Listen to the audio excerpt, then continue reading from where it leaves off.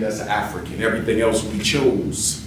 Some of us are raised Christian, but we leave the church. Some of us are raised Muslim, but we leave the masjid. But you can never leave being an African, no matter how much we may fry our hair, or cook our hair, or bleach our skin, or alter our body parts. We are African for the rest of our lives. So we believe in African identity.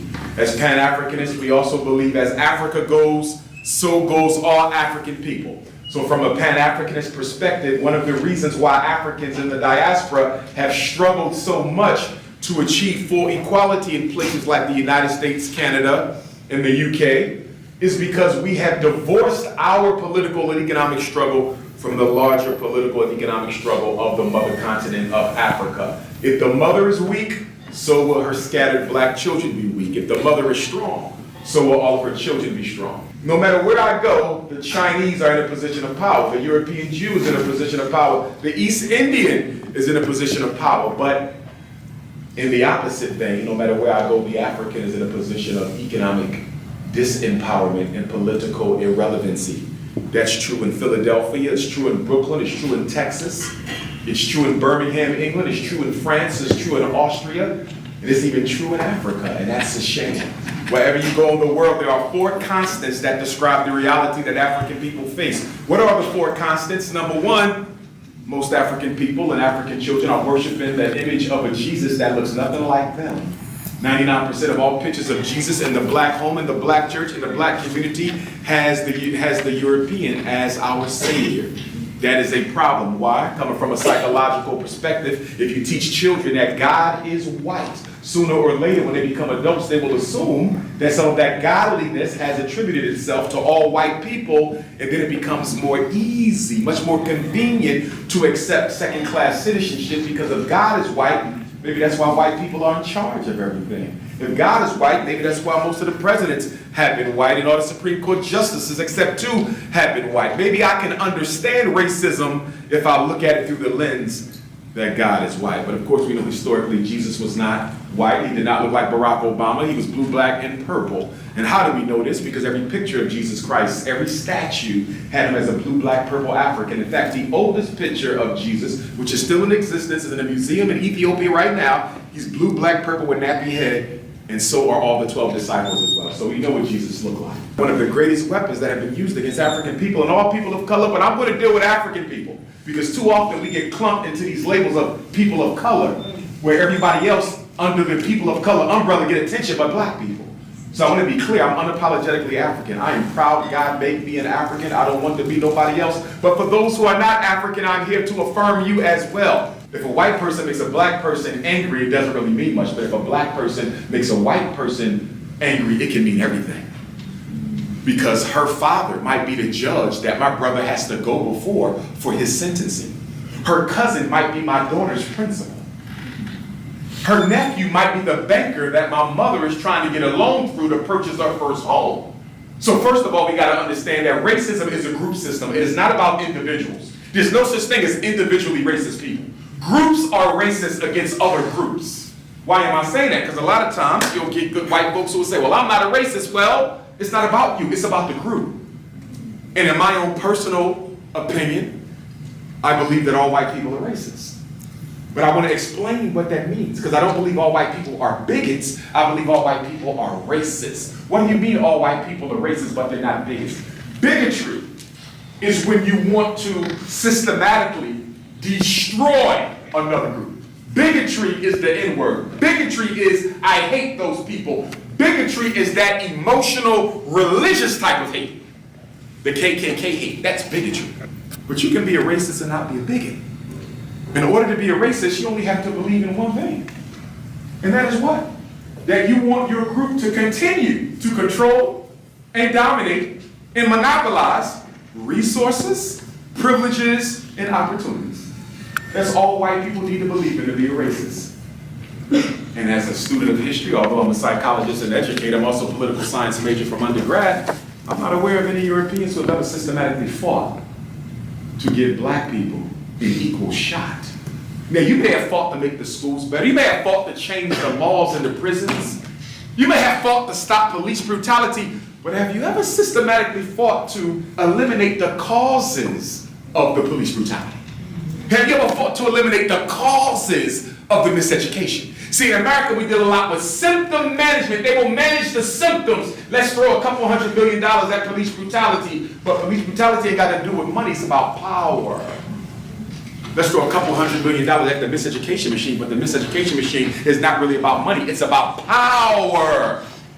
You want to spend $250,000 on the schools, but you don't want to do nothing about the fact that 96% of the teachers are white females, and that when they show up in the classroom with that black boy, everything they think of the black man comes out through their instructional energy. ADHD ain't nothing more than ain't no daddy at home disorder.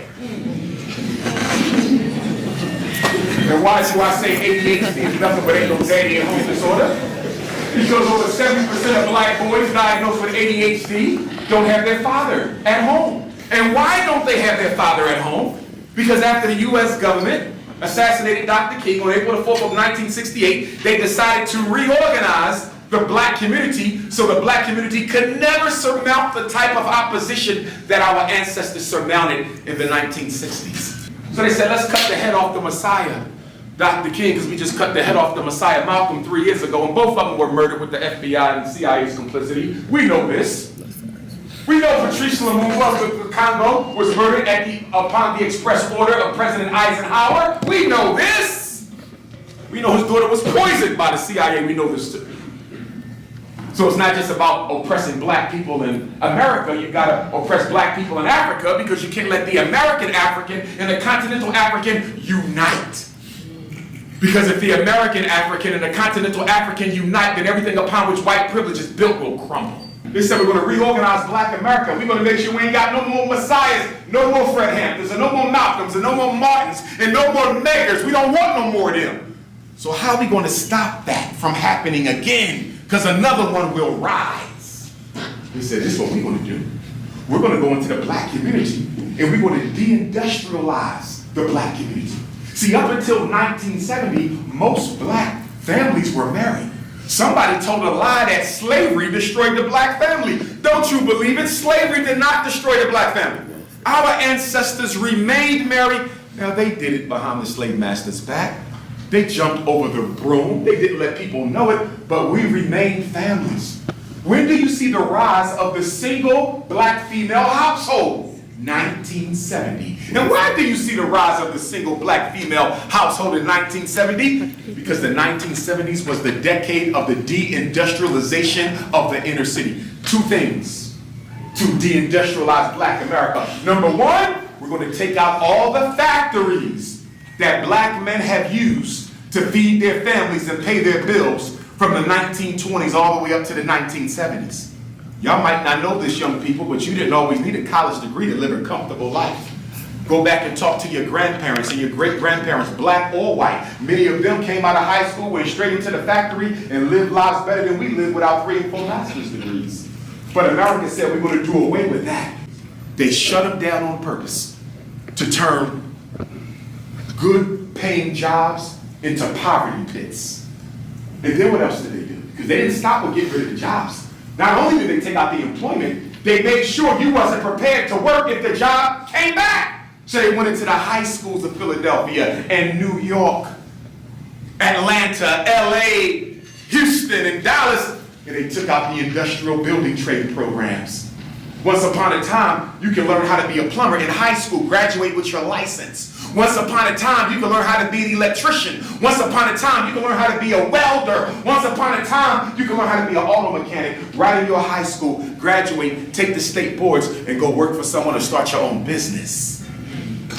They destroyed all that in the 1970s, which was just in time for the CIA to drop off the crack cocaine in 1980. Oh, yes. So you got all these unemployed black men around America, all these unemployed black men, and now the CIA comes with the crack. Boom! If I'm an unemployed black man, I got all this crack, I gotta make a decision. Either I'm gonna smoke it and deal with the fact I can't take care of my family. In other words, I'm gonna use the crack as a drug, as a sedative. Or I'm gonna get smart and economical and I'm gonna start bagging it up and selling the crack to take care of my family. America incarcerates more people than anyone else in the world, and most of those people are disproportionately black. And why is it not illegal? Because the 13th Amendment never outlawed slavery. The 13th Amendment didn't outlaw slavery. Did you read the language? It says slavery shall be illegal in these territories except for punishment for a crime. All they did was reinvent slavery through the penal system. And that's why the prison ain't nothing but a slave ship, except it sits on land, not water. And so then Bill Clinton comes, our first black president.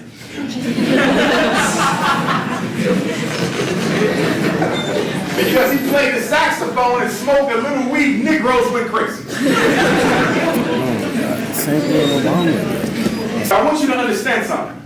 Politically speaking, nothing will change for Africans in America until you get off of both the Democratic Party plantation and the Republican Party plantation. They're playing games with us. The Republican Party and the Democratic Party, neither one of them takes black folks serious, and part of it is our fault. Because our vote is not organized. People don't vote for you, they're not black. Since when did black people become the personal property of the Democratic Party? I thought slavery was over. So then you get elected, and on your first day of office, you don't do nothing for black folks. You signed the transgender bill, which is okay. But where's the anti-police brutality bill? And then after the Atlanta Parlor massacres, you signed the anti-Asian hate bill. And that's okay because it was wrong for what happened to those Asian women in Atlanta. I don't have a problem with the transgender bill or the anti-Asian bill, but I do got a problem with the fact that the George Floyd police reform bill still ain't passed Congress. I got a problem with the fact that the Emmett Till anti-lynching bill still ain't passed Congress. But black folks, a lot of this is our fault because you have multiculturalized yourself out of existence. Black folks are the only people in this country who don't do anything by themselves. I remember in 2015, was it, South Carolina, Charleston, Dylan Roof walked into a church and murdered 9 Africans, including 6 mothers. How does a young white male or any non-African walk into a black house of worship, sit down, participate in Bible study, and nobody frisks him or asks him what he's doing there? Do you think you're going to get in the Jewish synagogue just because you feel like being in there? Do you think you're walking into a Chinese church just because you feel like you're in the mood for prayer? You're going to get questions. They want to know why you're here. Because although you might be a Christian like me, this is reserved for my people. And one thing black folks better get comfortable with is you better get comfortable speaking up for your people, because nobody's doing it. Congressional Black Caucus don't speak for black folks. They rewrote their constitution. And for the life of me, I don't know what them 59 Negroes in D.C. are doing for us. Except niggas that's vote for white folks every 4 years. That's the only purpose I see the Congressional Black Caucus. All due respect to Queen Mother Maxine Waters. I love her to death. But what good is the CBC? Y'all been around since 1971? What have y'all done for black folks? We don't see you for 4 years and then you come out to usher in another white man into the White House and tell us how good this slave master will be. Can you name a black church that's at the forefront of fighting for better schools? Can you name a black church that's at the forefront of fighting against gentrification? Can you name a black church that's at the forefront of fighting against economic apartheid in America? Can you name a black church that is at the forefront of fighting to change the criminal justice code in America? Gentrification, police genocide, and access to wealth. That's the 5-headed dragon that white America dropped off in black America's neighborhood. But you can't name a black church that's at the front of any of those battles. You know why? Because they so busy getting paid to stay out of them. I'm not interested in waiting for death in order to experience happiness. When I look around, I see rich whites, I see rich Chinese, I see Africa being robbed, making Europe filthy rich, and France filthy rich, and America filthy rich. So the way I see it, if the white man can get his heaven now, and if the Chinese can get his heaven now, and if the Europeans, you can get his heaven now, I want mine now, or I'm going to die trying.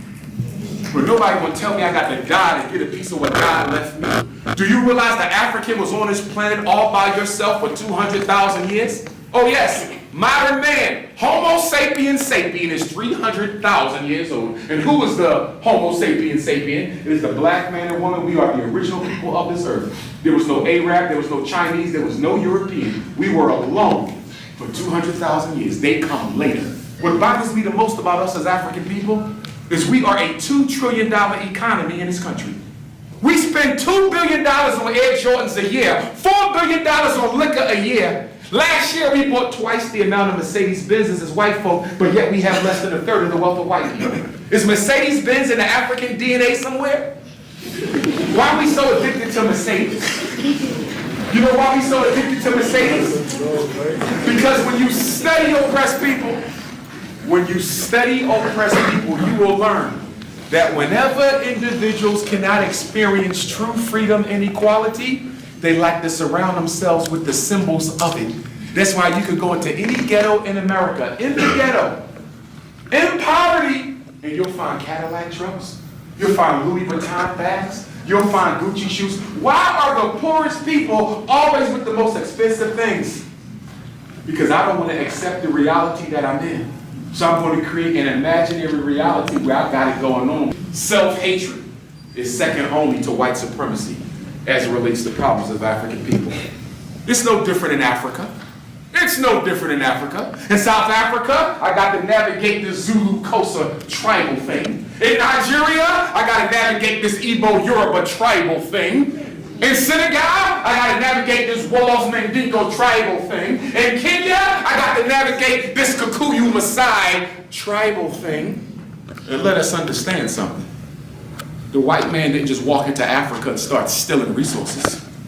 He manipulated the pre-existing tensions. Those tensions predate the arrival of the white man. All he did was exploit what was already there. And what helps to keep Africa backwards to this very day is the fact that they're still putting tribe against tribe, as opposed to us as Africans practicing a Pan-Africanist approach to political economic empowerment, stepping back and say, listen, I'm Igbo, he's Zulu, but he's better for that than I am. I'm Kikuyu, they Maasai, but they better than I am. Until we get to the point where we can choose the African who's best for the role, we'll never be free. You dig up any skeleton, there's no such thing as an Igbo skeleton. You can't tell an Igbo skeleton from a Yoruba or a Hausa skeleton. You can't tell a Zulu skeleton from a Swazi or a Xhosa skeleton. But you can tell an African skeleton from a European one. We got to get back to being one family. If we don't learn how to stand together, we're going to perish as fools, because you got people in this world who think they can get rid of you. They're even talking about African people being a minority in certain African countries. How can you be a minority in your country? So many of our ancestors on the mother continent died to get the white man out. And here we are in the last 10 years rolling out a red carpet for Red China. Everywhere I go, I see the Chinese owning everything. In Nigeria, they dominate the poultry market. In Jamaica, the president sold them the port of Jamaica. How do you sell the national port to another race? And if you think getting the white man out of Africa is a problem, it's going to be 50 times work to get the Chinese man out. See, the European is a numerical minority globally, not the Chinese. The only race that outnumber the Chinese is the African, but on paper, we don't even look like we outnumber him, because too many of us want to be something other than African. Every other day, I'm talking to African Americans who want to be Native Americans all of a sudden. I'm half Choctaw, I'm half Seminole. Won't even let you hear a casino. You want to be Native American. That's how much we hate ourselves. A black person found out they got a little bit of white man in them, they act like they hit the lottery. My great-grandmother was Irish. One of the things that I'm most known for in terms of controversy is the fact that I don't support interracial marriages. But I want you to understand why I don't support them. It's not because I think the white woman is less than the black man, and it's not because I think the white man is less than the black woman. The reason I don't support black men or women marrying outside of the race is because marriage is a financial institution. And under most circumstances, women live longer than men. So if Dr. Umar marries a white woman, when I die, she will inherit my estate. When he dies, she never invests that back in our community. So my question for black men who want to marry outside the race so much, why do you want to steal from your own and freely give to another group? Haven't they stolen enough already? It's not about hating nobody. It's about looking out for yourself. I would have no problem if the white man felt the same way if he went through what I went through. So white women in the audience, I don't hate you, I don't dislike you. I'm not going to date you because my loyalty is to the black woman. And I say that. 70s, they killed the jobs. 80s, they dropped off the crack. 90s, the Bill Clinton crime bill. Year 2000, George Bush systematically destroyed the effectiveness of the black church. And then Barack Obama, next weapon of mass destruction. I'm the only scholar I know who went public in 2008 and said if that man becomes president, black people will be worse off after he gets out. Politics is a science. Normally when a black person gets elected to anything, black people do worse. And I've already explained to you why. Because we don't finance our own candidates, and most of our candidates are indebted to who? White racist Republicans and white racist Democrats for their financing and their votes. I knew we would be worse off. What did Barack Obama do that you think is so bad, Dr. Umar Johnson? Well, number one, he raised the bounty on Queen Mother Assata Shakur's head, which I thought was absolutely repulsive for a black man to do, taking her bounty from $1 million up to $2 million, despite the fact nobody proved that she ever murdered anybody on that New York highway back in the 1970s. So a black man makes a black woman the most wanted fugitive in America. Unacceptable. Cut money from the HBCUs, unacceptable. Refused to exonerate the most honorable Marcus Messiah Garvey from the fraudulent charges J. Edgar Hoover put on him 100 years ago. Absolutely unacceptable. Refused to discuss reparations for African people. Absolutely unacceptable, President Obama. But the biggest thing he did that I can't forgive him for is he took everything my ancestors fought for and refused to apply it to the people who died for it. Instead, you gave my civil rights over to the LGBTQ. And you gave my civil rights over to the feminist movement. And you gave my civil rights over to the Mexicans and to them and to this and to that. And that's okay if you want to make sure other groups get their equal treatment. But if my people died for it, my people should eat first. And we still haven't eaten yet. Barack Obama turned his back on black folks and looked out for everybody but us. But guess what? I blame you more than him. Because when Trayvon got murdered and he didn't do nothing about it, you continue to support him. That's right. Eric Garner, Philando Castile, Alton Sterling, Sandra Bland, and all of them was not on Obama's watch.